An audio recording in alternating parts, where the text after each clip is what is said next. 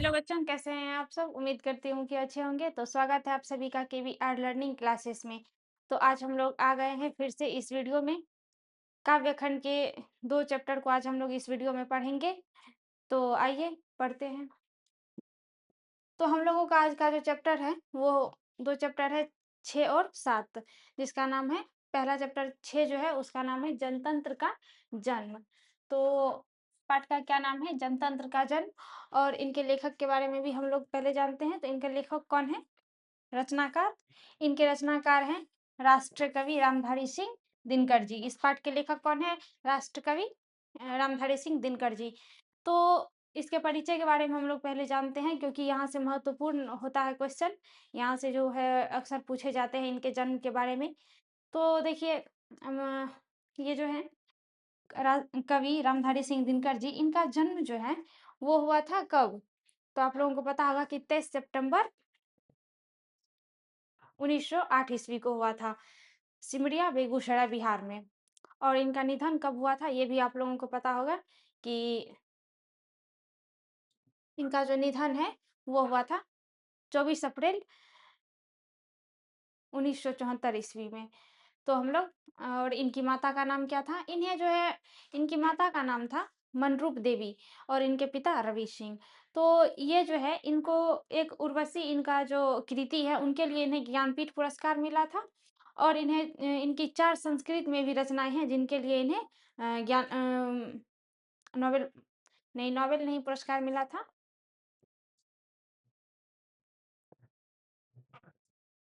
इनके 4 संस्कृत में जो रचना थी उनके लिए इन्हें साहित्य अकादमी पुरस्कार भी मिला था। तो हम लोग अब प्रश्न की ओर चलते हैं। हम लोगों का जो पहला प्रश्न है वो है, मिट्टी की अबोध मूरतें कौन है?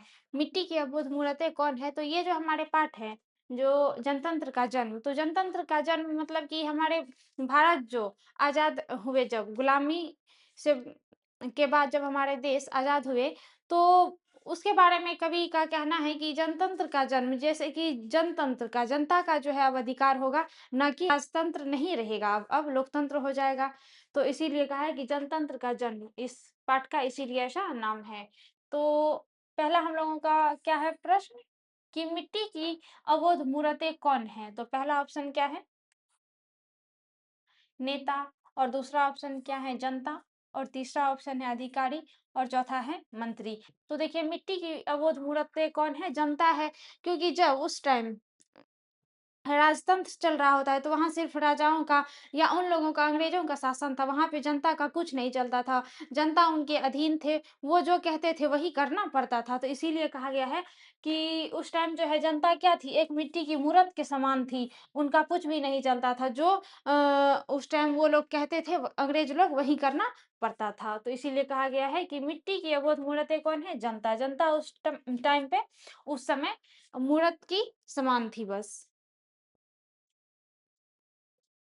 अब हम लोग अगला प्रश्न लेते हैं। प्रश्न है हम लोगों का अगला, कि रामधारी सिंह दिनकर का जन्म जन्म जो है यहाँ पे होगा किस किस जिले में हुआ? तो रामधारी सिंह दिनकर जी का जन्म किस जिले में हुआ था? तो अभी हम लोग आप लोगों को बताए भी कि रामधारी सिंह दिनकर जी का जन्म जो है वो बेगूसराय, सिमरिया बेगूसराय जिले में हुआ था, 23 सितंबर 1908 ईस्वी को। तो सी नंबर ऑप्शन आप लोगों का सही हो जाएगा। अब अगला प्रश्न है हम लोगों का, रामधारी सिंह दिनकर द्वारा रचित पाठ। रामधारी सिंह दिनकर जी के द्वारा रचित पाठ। तो पहला ऑप्शन क्या है? हिरोशिमा। और दूसरा ऑप्शन क्या है? जनतंत्र का जन्म। और तीसरा ऑप्शन भारत माता। और चौथा है मछली। तो रामधारी सिंह दिनकर जी के द्वारा जो रचित पाठ है वो है जनतंत्र का जन्म, क्योंकि अभी हम लोग इस पाठ के बारे में ही पढ़ रहे हैं। और ये इस पाठ का लेखक कौन है? रामधारी सिंह दिनकर जी। तो ये भी आप लोगों को पता होगा। तो क्या हो जाएगा इसका सही उत्तर? जनतंत्र का जन्म। बी नंबर ऑप्शन जो है सही हो जाएगा। जनतंत्र का जन्म रामधारी सिंह दिनकर जी का रचना है। अब अगला प्रश्न है हम लोगों का, सदियों की ठंडी बुझी राख सुगबुगा उठी, मिट्टी सोने का ताज पहन इठलाती है, यह पंक्ति जो है किस कवि की है? तो पहला ऑप्शन क्या हो जाएगा? दिनकर की। और दूसरा ऑप्शन क्या है? निराला की। और तीसरा ऑप्शन है महादेवी की और चौथा है अज्ञे की। तो सदियों की ठंडी बुझी राख सुगबुगा उठी मिट्टी सोने का ताज पहन इठलाती है। यह पंक्ति किस कवि की है? तो ये हो जाएगा दिनकर जी की, रामधारी सिंह दिनकर जी की। इसी पाठ में कहा गया है, ये पंक्ति इसी पाठ का है। तो इसका सही उत्तर क्या हो जाएगा? रामधारी सिंह दिनकर जी। तो इसका ऑप्शन है दिनकर की, ये जो है पंक्ति है। अब अगला प्रश्न है हम लोगों का कि जनतंत्र का जन्म शीर्षक कवि का क्या नाम है? जनतंत्र का जन्म शीर्षक कविता के कवि का क्या नाम है? तो इसीलिए हम आप लोगों को इसके परिचय में जब बताते हैं तो वहाँ अच्छे से बता देते हैं कि किस कवि के द्वारा किस पाठ को लिखा गया है। ये बहुत ही महत्वपूर्ण प्रश्न है। तो इसको आप लोग याद रखिए कि जनतंत्र का जन्म शीर्षक कविता किस कवि का क्या नाम है? तो पहला ऑप्शन क्या है? रामधारी सिंह दिनकर। और दूसरा ऑप्शन अज्ञा। और तीसरा क्या है? सुमित्रा नंदन पंत जी। और चौथा है बद्री नारायण चौधरी। तो इस पाठ के लेखक के बारे में हम लोग को पता है, तो आप लोग इसका जो है उत्तर दीजिए कि जनतंत्र का जन्म शीर्षक कविता के कवि कौन है? तो इसका सही उत्तर क्या हो जाएगा? रामधारी सिंह दिनकर जी, उन्हीं का ये शीर्षक है। तो अब हम लोग अगला प्रश्न लेते हैं। अगला प्रश्न है हम लोगों का कि दिनकर को ज्ञानपीठ पुरस्कार किस रचना पर मिला? दिनकर जी को ज्ञानपीठ पुरस्कार किस रचना पे मिला? तो अभी हम आप लोगों को बताएं भी कि उर्वशी के लिए दिनकर जी को ज्ञानपीठ पुरस्कार मिला था और उनके अन्य 4 संस्कृत के जो रचना थे उनके लिए उन्हें साहित्य अकादमी पुरस्कार मिला था। तो इसका सही उत्तर क्या हो जाएगा? उर्वशी के लिए इन्हें ज्ञानपीठ पुरस्कार मिला था। तो डी नंबर ऑप्शन आप लोगों का सही हो जाएगा। अब अगला प्रश्न लेते हैं। अगला प्रश्न क्या है कि दिनकर जी कवि के साथ-साथ और क्या थे? दिनकर जी कवि के साथ-साथ क्या थे? तो पहला ऑप्शन क्या है? आलोचक भी थे। और दूसरा क्या है? गद्यकार भी थे। और तीसरा उपन्यासकार भी थे। और चौथा क्या है? संगीतकार भी थे। तो दिनकर जी जो है वो कवि के साथ-साथ गद्यकार भी थे, वो गद्य की भी रचना किया करते थे। तो इसका सही उत्तर क्या हो जाएगा? ऑप्शन नंबर बी, गद्यकार भी थे वो, गद्य की भी रचना किया करते थे दिनकर जी। तो अब हम लोग अगला प्रश्न लेते हैं। अगला प्रश्न हम लोगों का क्या है कि रामधारी सिंह दिनकर कहाँ के रहने वाले थे? रामधारी सिंह दिनकर जी कहाँ के रहने वाले थे? तो इस प्रश्न का उत्तर आप लोग हमें उम्मीद है कि दे पाएँगे ज़रूर, क्योंकि इसके बारे में हम जो है अभी आप लोगों को बताए भी हैं। तो देखिए इसका सही उत्तर क्या हो जाएगा? रामधारी सिंह दिनकर जी कहाँ के रहने वाले थे? तो उनका जो जन्म है वो कहाँ पे हुआ था? आप लोगों को पता होगा कि इनका जन्म जो है बिहार में हुआ था। सिमरिया बेगूसराय जिला में ही बिहार में रामधारी सिंह दिनकर जी का जन्म हुआ था। तो इसको आप लोग याद रखिएगा कि बिहार में रामधारी सिंह दिनकर जी का जन्म हुआ था और ये वहीं के रहने वाले हैं। तो अब हम लोग अगला अगला प्रश्न लेते हैं। हम लोगों का अगला प्रश्न जो है वो क्या है? सिंहासन खाली करो की जनता आती है किस कविता की पंक्ति है? सिंहासन खाली करो की जनता आती है किस कविता की पंक्ति है? तो इसका क्या है? पहला ऑप्शन जनतंत्र का जन्म। और दूसरा क्या है? हिरोशिमा। और तीसरा है अक्षर ज्ञान। और चौथा है मेरे बिना तुम प्रभु। तो सिंहासन खाली करो कि जनता आती है किस कविता की पंक्ति है? तो जनतंत्र का जन्म। इसका यही अर्थ है कि सिंहासन अब खाली करो, जनता आती है, जनतंत्र का अब जन्म होने वाला है। पहले जो अंग्रेज का राज था, जो उनका शासन था, अब वो खत्म होने वाला है और अब जनता का चलेगा। जनता अब स्वतंत्र रूप से वो अपने राजतंत्र जो है अब खत्म करके जनतंत्र का जन्म होगा। तो इसीलिए कहा गया है कि सिंहासन खाली करो कि अब जनता आती है। ये किस कविता की पंक्ति है? जनतंत्र का जन्म। तो ये ए नंबर ऑप्शन जो है आप लोगों का सही हो जाएगा। अब अगला प्रश्न लेते हैं। अगला प्रश्न है हम लोगों का कि सदियों की ठंडी बुझी राख सुगबुगा उठी मिट्टी सोने की ताज पहन इठलाती है किस कविता की पंक्ति है? सदियों की ठंडी बुझी राख सुगबुगा उठी मिट्टी सोने की ताज पहन इठलाती है, यह किस कविता की पंक्ति है? तो पहला ऑप्शन क्या है? भारत माता और दूसरा ऑप्शन है स्वदेशी और तीसरा ऑप्शन क्या है हिरोशिमा और चौथा है जनतंत्र का जन्म हो जाएगा। जनतंत्र का जन्म। तो इस प्रश्न को हम लोग पहले भी करवा चुके हैं। तो आप लोग जो है इसका उत्तर दीजिए कि क्या हो जाएगा सही।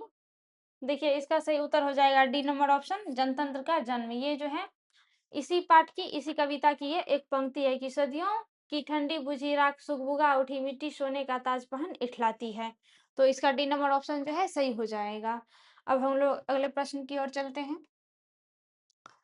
अब हम लोगों का जो अगला प्रश्न है वो है दिनकर के काव्य का मूल स्वर क्या है? दिनकर के काव्य का मूल स्वर क्या है? तो पहला ऑप्शन क्या है श्रृंगार और दूसरा है रहस्यवाद और तीसरा है प्रकृति और सौंदर्य और चौथा क्या है ओज एवं राष्ट्रीय चेतना। तो इसका जो सही उत्तर है वो क्या हो जाएगा ओज एवं राष्ट्रीय चेतना। दिनकर के काव्य का मूल स्वर क्या है ओज एवं राष्ट्रीय चेतना। डी नंबर ऑप्शन आप लोगों का सही हो जाएगा। अब प्रश्न की ओर चलते हैं। तो अगला प्रश्न क्या है हम लोगों का कवि दिनकर किसके लिए सिंहासन खाली करने की बात करते हैं? ये एक बहुत ही अच्छा प्रश्न है कि कवि दिनकर जी जो है वो किसके लिए सिंहासन खाली करने की बात करते हैं। तो पहला ऑप्शन क्या है स्त्रियों के लिए और दूसरा ऑप्शन है युवकों के लिए और तीसरा है गरीबों के लिए और चौथा ऑप्शन है जनता के लिए। तो देखिए कवि दिनकर जी जो है वो सिंहासन खाली करने की बात किसके लिए करते हैं जनता के लिए करते हैं क्योंकि अब राजतंत्र जो है खत्म होगा और लोकतंत्र शुरू होने वाला है। अब जनता का ये सिंहासन होगा इसीलिए कवि का कहना है कि अब सिंहासन खाली करो जनता आती है, इसीलिए ऐसा कहा गया है। जनता के लिए ही कहा गया है, तो डी नंबर ऑप्शन आप लोगों का सही हो जाएगा। अब अगला प्रश्न हम लोग लेते हैं। अगला प्रश्न क्या है हम लोगों का कि कवि दिनकर के अनुसार कौन सोने का ताज पहन इठलाती है? कवि दिनकर जी के अनुसार कौन सोने का ताज पहन करके इठलाती है? तो इसका पहला ऑप्शन क्या है? देश की जनता और दूसरा क्या है? देश के नेता और तीसरा क्या है देश की मिट्टी और चौथा है देश की देवी। तो इसका सही उत्तर क्या हो जाएगा देश की मिट्टी। कवि दिनकर के अनुसार कौन सोने की ताज पहनकर इठलाती है?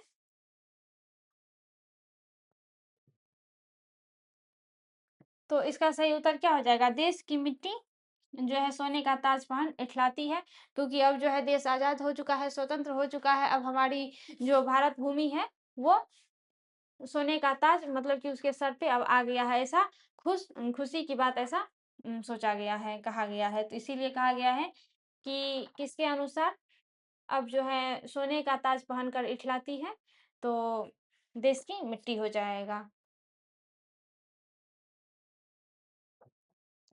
अब अगला प्रश्न हम लोगों का क्या है निम्न में से कौन कविता भारत में जनतंत्र के उदय का जयघोष करती है? निम्न में से कौन सा कविता जो है भारत के जनतंत्र का उदय उदय का जयघोष है? तो पहला क्या है मेरे बिना तुम प्रभु और दूसरा है अक्षर ज्ञान और तीसरा है लौटकर आऊंगा फिर और चौथा है जनतंत्र का जन्म। तो ये जो है कविता भारत में जनतंत्र का उदय जयघोष ये जनतंत्र का जन्म है। क्या हो जाएगा इसका सही उत्तर जनतंत्र का जन्म। निम्न में से कौन सा कविता भारत में जनतंत्र के उदय का जयघोष करता है जनतंत्र का जन्म। ये आप लोगों को पता होगा कि भारत में जो है जनतंत्र का उदय का जयघोष जनतंत्र का जन्म इसी पाठ से किया गया है। इसी पाठ में ऐसा कहा गया है कि अब जनतंत्र का उदय होगा अब जनतंत्र का जो है राज चलेगा राजतंत्र जो है वो खत्म हो जाएगा। तो डी नंबर ऑप्शन आप लोगों का सही हो जाएगा। और हम लोग अपने अगले प्रश्न की ओर चलते हैं। अब तो हम लोगों का अगला प्रश्न अब क्या है कि निम्न में से रामधारी सिंह दिनकर की रचना कौन है? रामधारी सिंह दिनकर जी की रचना कौन है?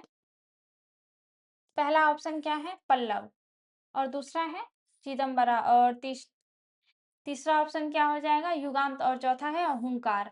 तो निम्न में से अ, रामधारी सिंह दिनकर की रचना कौन-सी है? हुंकार। डी नंबर ऑप्शन जो आप लोगों का सही हो जाएगा। तो जिस पाठ को हम लोग पढ़ते हैं जैसे जनतंत्र का जन्म, इस पाठ को अभी हम पढ़ रहे हैं, तो इसके इनके जो लेखक हैं इस पाठ के, तो वो तो रामधारी सिंह दिनकर जी हैं ही। अगर आप लोगों से पूछा जाए कि जनतंत्र का जन्म ये किस लेखक के द्वारा रचित है, तो आप लोग आसानी से बता सकते हैं। लेकिन अगर जो इस तरह से पूछा जाएगा, तो आप लोग को याद नहीं रहेगा, इसीलिए आप लोगों को याद करना है कि हुंकार जो है ये भी रामधारी सिंह दिनकर जी के द्वारा ही रचित है। तो आप लोग इस चीज़ को याद रखें। तो डी नंबर ऑप्शन आप लोगों का सही हो जाएगा, हुंकार।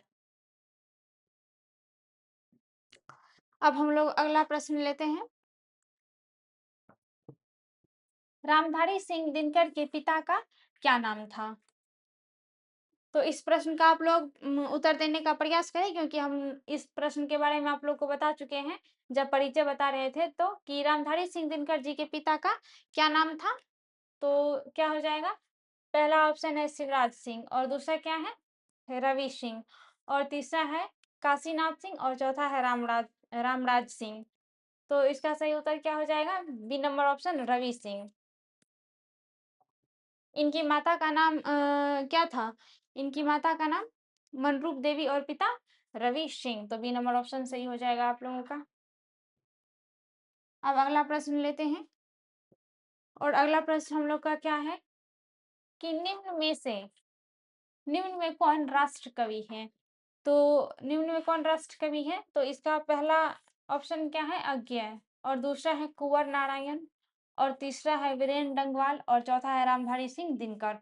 तो निम्न में से राष्ट्र कवि कौन है? रामधारी सिंह दिनकर जी राष्ट्र कवि है। ये आप लोगों को पता होगा। इस पाठ के बारे में अगर आप लोग अच्छे से पढ़े होंगे, तो इस पाठ में दिया गया है कि रामधारी सिंह दिनकर जी जो है वो एक राष्ट्र कवि भी थे। तो अब हम लोग अगला प्रश्न लेते हैं। प्रश्न है हम लोगों का कि रामधारी सिंह दिनकर का जन्म कहाँ हुआ था? रामधारी सिंह दिनकर जी का जन्म कहाँ हुआ था? तो इस प्रश्न के बारे में हम डिस्कस कर चुके हैं। तो आप लोग इस प्रश्न का उत्तर देने का प्रयास करें। तो देखिए इसका सही उत्तर क्या हो जाएगा? सिमरिया बेगूसराय में रामधारी सिंह दिनकर जी का जन्म हुआ था।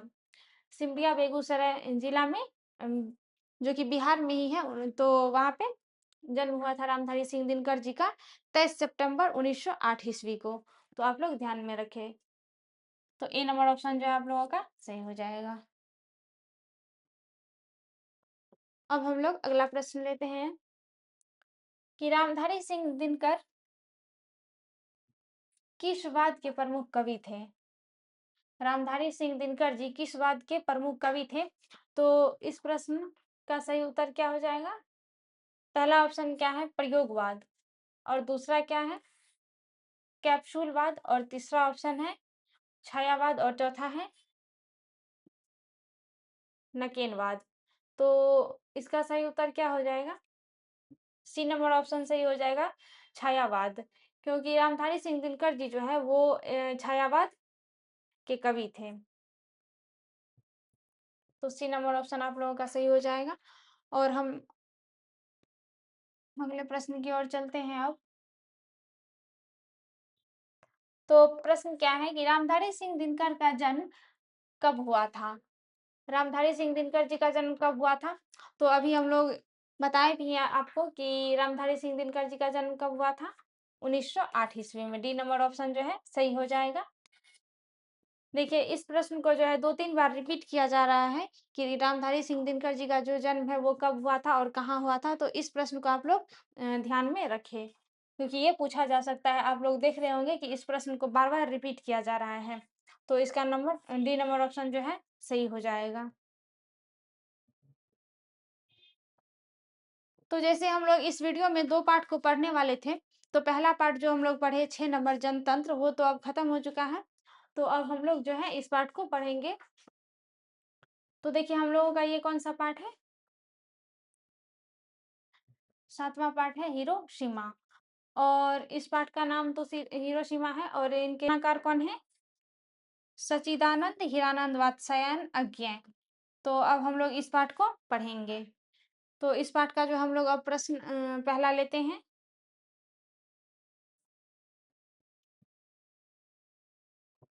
तो हम लोगों का पहला प्रश्न, तार सप्तक के संपादक कौन थे? तार सप्तक के संपादक के प्रयोगवादी कवि। तो हम लोग सबसे पहले इस पाठ के जो लेखक हैं सच्चिदानंद हीरानंद वात्स्यायन अय्यर जी, उनके परिचय के बारे में कुछ जानते हैं। फिर हम लोग जो है अपनी प्रश्न की ओर चलेंगे। तो हीरानंद जी का जो है सच्चिदानंद हीरानंद जी, उनका जन्म 7 मार्च 1911 ईस्वी को हुआ था। कब हुआ था आप लोगों को याद रखना है कि 7 मार्च 1911 ईस्वी को कुशेया कुशीनगर उत्तर प्रदेश में हुआ था। और इनका निधन जो है वो कब हुआ था अगर आप लोगों से पूछा जाए तो याद रखना है कि 4 अप्रैल 1987 ईस्वी को इनका निधन हो गया था। और इनकी माता का नाम व्यंती देवी, क्या है इनके माता का नाम? व्यंती देवी। और इनके पिता का भी नाम आप लोगों से पूछा जा सकता है, तो ध्यान में रखिए इनका पिता का नाम क्या था? इनके पिता का नाम हीरानंद शास्त्री था। तो हम लोग जो है अब प्रश्न की ओर चलेंगे। और सच्चिदानंद हीरानंद वात्स्यायन अय्यर जी का मूल निवास अगर आप लोगों से पूछा जाए तो आप लोगों को ध्यान में रखना है कि करतारपुर, पंजाब इनका मूल निवास था। लेकिन इनका जन्म जो है कुशेया कुशीनगर उत्तर प्रदेश में हुआ था। तो हम लोग अब प्रश्न की ओर चलते हैं। तो पहला प्रश्न हम लोगों का क्या है? तार सप्तक के संपादक थे प्रयोगवादी कवि। तार सप्तक के संपादक थे प्रयोगवादी कवि कौन थे? तो पहला ऑप्शन हम लोगों का क्या है? सूरदास। और दूसरा ऑप्शन है केशव दास। और तीसरा ऑप्शन क्या है? तुलसीदास। और चौथा है अज्ञेय। तो तार सप्तक के संपादक कौन थे? अज्ञेय जी, सच्चिदानंद हीरानंद वात्स्यायन अय्यर जी इनका पूरा नाम है। और अय्यर जी का ही ये तार सप्तक संपादक के प्रयोगवादी कवि जो है ये अय्यर जी ही थे। तो अब हम लोग अगला प्रश्न लेते हैं। हम लोगों का अगला प्रश्न क्या है कि द्वितीय विश्व युद्ध में परमाणु बम डैश पर गिराया गया था। तो ये आप लोगों को पता होगा क्योंकि आप लोग जब इतिहास पढ़े होंगे तो वहाँ भी आप लोग पढ़ चुके होंगे इस प्रश्न के बारे में कि द्वितीय विश्व युद्ध में जो है बम कहाँ पे गिराया गया था। तो पहला ऑप्शन क्या है आप लोगों का? जापान। और दूसरा ऑप्शन है फ्रांस। और तीसरा है रूस। और चौथा ऑप्शन क्या है? चीन। तो द्वितीय विश्व युद्ध में कहाँ पे बम गिराया गया था? जापान में, जापान के हिरोशिमा पे। तो आप लोगों का सही उत्तर क्या हो जाएगा? ए नंबर ऑप्शन, जापान। द्वितीय विश्व युद्ध में परमाणु बम कहाँ पे गिराया गया था? जापान में गिराया गया था। तो अब हम लोग अगला प्रश्न लेते हैं। अगला प्रश्न हम लोगों का क्या है कि अज्ञेय का पूरा नाम, अज्ञेय जी का पूरा नाम क्या है? तो पहला ऑप्शन क्या है? सच्चिदानंद हीरानंद अज्ञेय जी उसका पूरा नाम है। तो पहला ऑप्शन है आप लोगों का सच्चिदानंद अज्ञेय, दूसरा है वात्स्यायन अज्ञेय और तीसरा है हीरानंद अज्ञेय। और चौथा क्या है? इसमें पूरा नाम है कि सच्चिदानंद हीरानंद वात्स्यायन अज्ञेय जी। अगर आप लोगों से पूछा जाए तो ये जो है इसका सही उत्तर हो जाएगा डी नंबर ऑप्शन। अज्ञेय जी का पूरा नाम क्या था? सच्चिदानंद हीरानंद वात्स्यायन अज्ञेय। तो अब हम लोग अगला प्रश्न लेते हैं। अगला प्रश्न हम लोगों का क्या है कि हिरोशिमा किस देश में है?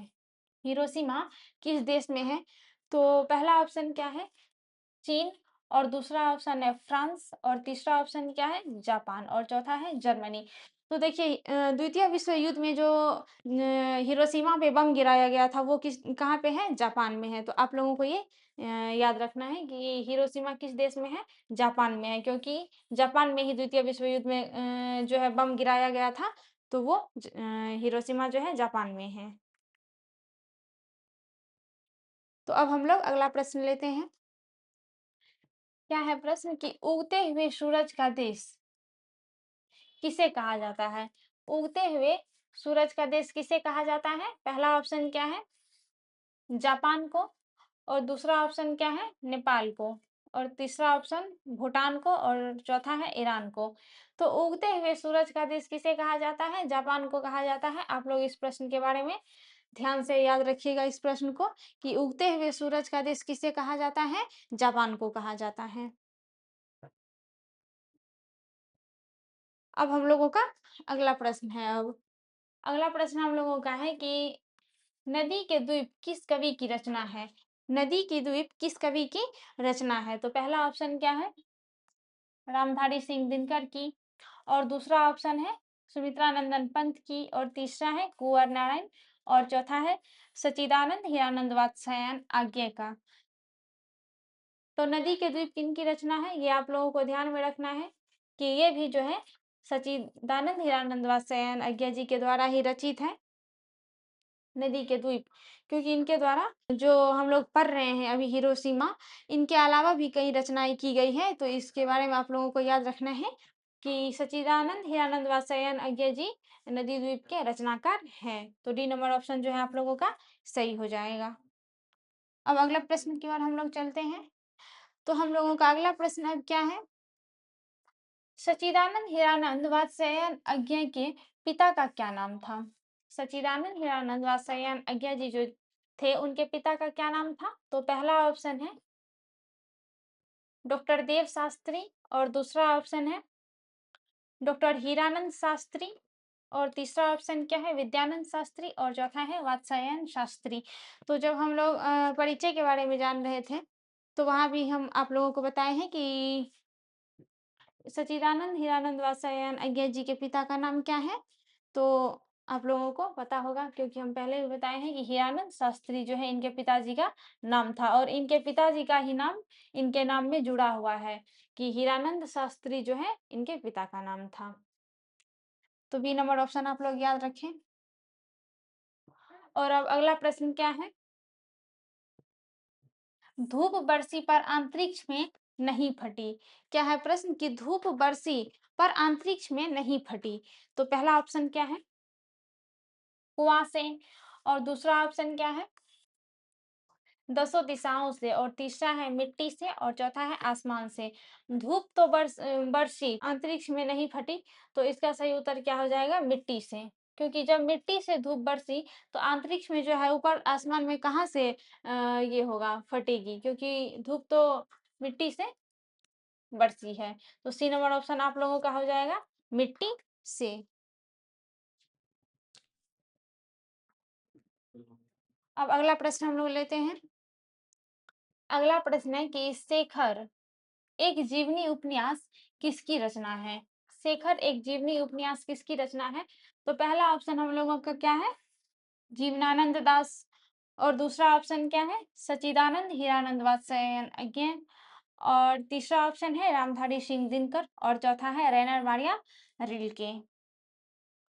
तो इसका सही उत्तर क्या हो जाएगा? अगर आप लोग इस पार्ट को, इस कविता को जो है ध्यान से पढ़े होंगे, तो जरूर याद होगा कि ये किसका हो सकता है।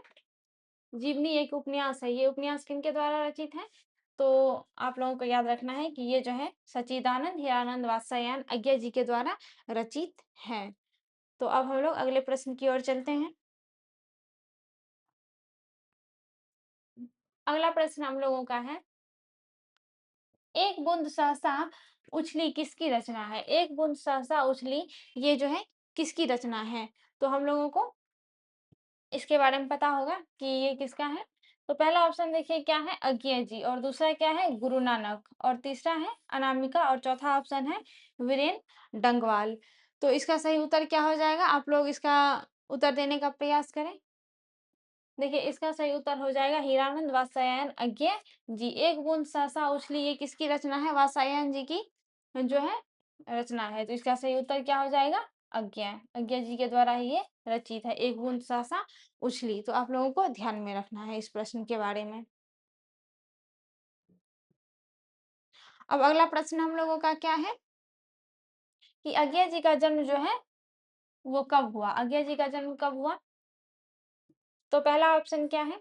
1910 ईस्वी में, और दूसरा ऑप्शन है 1911 ईस्वी, और तीसरा ऑप्शन है 1912, और चौथा है 1913। तो इस प्रश्न का आप लोग उत्तर देने का प्रयास करें, क्योंकि हम जो है आप लोगों को इस प्रश्न के बारे में बता चुके हैं कि अज्ञे जी का जन्म जो है वो कब हुआ था, किस ईस्वी में। तो देखिए अज्ञे जी का जन्म जो है वो हो जाएगा 1911 ईस्वी में। 7 मार्च 1911 ईस्वी को कुशीनगर उत्तर प्रदेश में अज्ञे जी का जन्म हुआ था। तो इस प्रश्न को आप लोग ध्यान में रखिएगा। इसका ऑप्शन क्या हो जाएगा? बी नंबर ऑप्शन सही हो जाएगा। अब अगला प्रश्न हम लोगों का है, हिरोशिमा शीर्षक कविता किसका चित्रण करती है? हिरोशिमा शीर्षक कविता किसका चित्रण करती है? तो पहला ऑप्शन क्या है? प्राचीन सभ्यता की खुशहाली का। और दूसरा ऑप्शन है आधुनिक सभ्यता के विकास का। और तीसरा ऑप्शन क्या है? प्राचीन सभ्यता की मानवीय विभीषिका का। और चौथा है आधुनिक सभ्यता की दुर्दशा मानवीय विभीषिका का। क्या है डी नंबर ऑप्शन? आधुनिक सभ्यता की दुर्दांत मानवीय विभीषिका का। तो इसका सही उत्तर क्या हो जाएगा? डी नंबर ऑप्शन सही हो जाएगा कि हिरोशिमा शीर्षक कविता किसका चित्रण करती है? आधुनिक सभ्यता की दुर्दशा मानवीय विभीषिका का ये जो है चित्रण करती है। तो डी नंबर ऑप्शन आप लोगों का सही हो जाएगा। अब हम लोग की ओर चलते हैं। तो हम लोगों का प्रश्न क्या है? हिरोशिमा शीर्षक कविता में कवि का नाम क्या है? हिरोशिमा शीर्षक कविता में कवि का नाम क्या है? तो पहला ऑप्शन हो जाएगा सच्चिदानंद हीरानंद वात्स्यायन अज्ञा जी। और दूसरा ऑप्शन है घनानंद।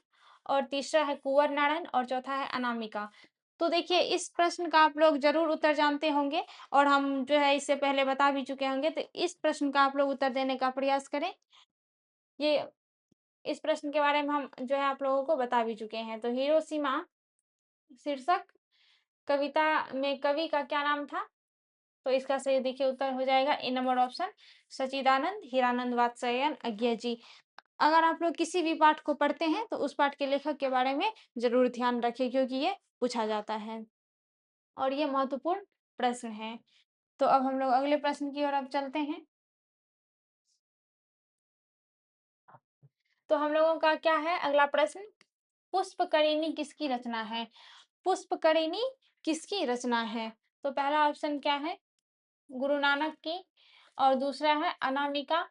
और तीसरा है वीरेन डंगवाल। और चौथा ऑप्शन है अज्ञेय। तो पुष्प करिणी किसकी रचना हो जाएगा? इसका सही उत्तर हो जाएगा अज्ञेय, डी नंबर ऑप्शन। पुष्पकरिणी भी किसकी रचना है? अज्ञेय जी की रचना है। तो आप लोगों को ये ध्यान में रखना है। डी नंबर ऑप्शन जो है आप लोगों का सही हो जाएगा। अब अगला प्रश्न है हम लोगों का, चिंता किसकी रचना है? चिंता किसकी रचना है? तो इस पाठ को अगर आप लोग पढ़े होंगे, अगर ध्यान में होगा आप लोगों को, तो जरूर इस प्रश्न का उत्तर आप लोग जो है बता सकते हैं आसानी से। तो देखिए इसका सही उत्तर क्या हो जाएगा? चिंता किसकी रचना है? तो पहला ऑप्शन है गुरु नानक। और दूसरा है सुमित्रानंदन पंत की। और तीसरा ऑप्शन क्या है? सच्चिदानंद हीरानंद वात्स्यायन अज्ञा। और चौथा है अनामिका। तो देखिए जिस पाठ को हम पढ़ रहे हैं जैसे हिरोशिमा, तो इसका लेखक कौन है? सच्चिदानंद हीरानंद वात्स्यायन अज्ञा जी। तो इस पाठ के बारे में तो हमको पता है कि इनके लेखक ये हैं। लेकिन इसके अलावा भी ये कई पाठ और गद्य की पाठ और कविता जैसे रचना की है उनकी, तो उनको भी आप लोगों को जो है याद रखना है। तो इसका सही उत्तर क्या हो जाएगा? सच्चिदानंद हीरानंद वात्स्यायन अज्ञा जी की ये रचना है चिंता। तो सी नंबर ऑप्शन सही हो जाएगा। अब अगला प्रश्न हम लोगों का है, दुर्दांत मानवीय विभीषिका का चित्रण करने वाली कविता।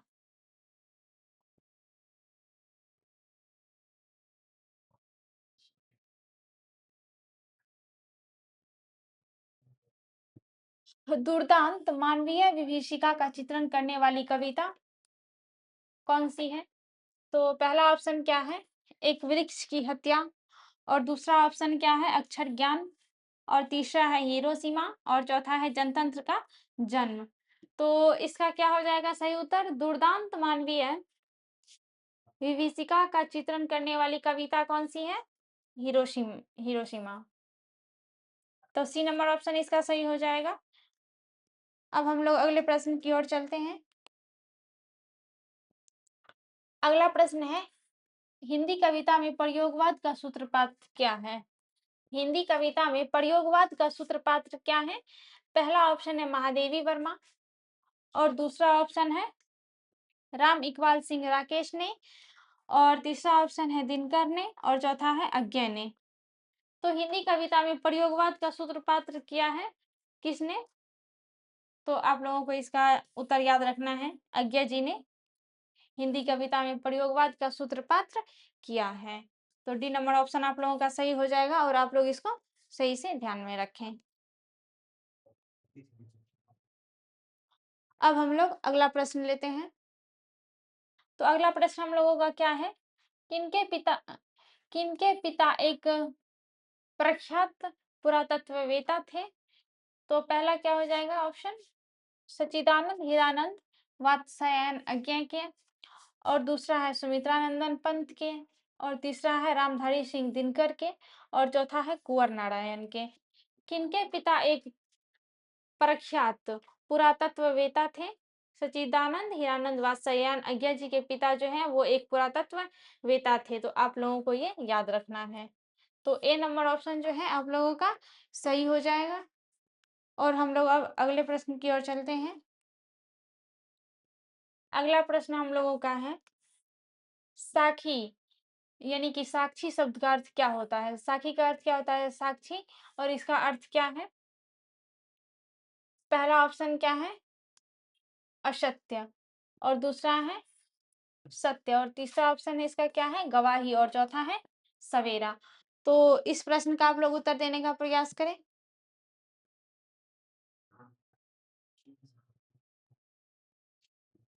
तो देखिए इसका जो है सही उत्तर हो जाएगा गवाही। क्या हो जाएगा इसका सही उत्तर? गवाही।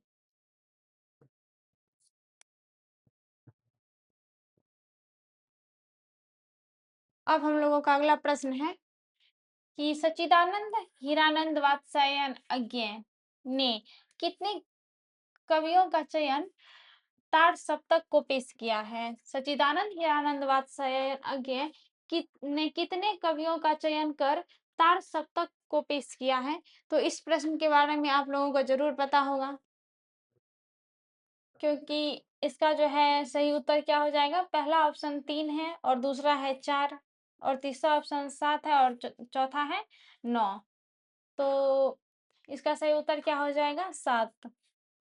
सच्चिदानंद हीरानंद वात्स्यायन अय्यर जी जो है वो 7 कवियों का चयन करके एक सप्तक को पेश किया था। 7 कवियों का जो एक समूह था, उसका एक समूह बना के उन्हें तार सप्तक नाम दिया गया था अय्यर जी के द्वारा। तो आप लोगों का सही उत्तर क्या हो जाएगा? सी नंबर ऑप्शन, 7 कवियों को।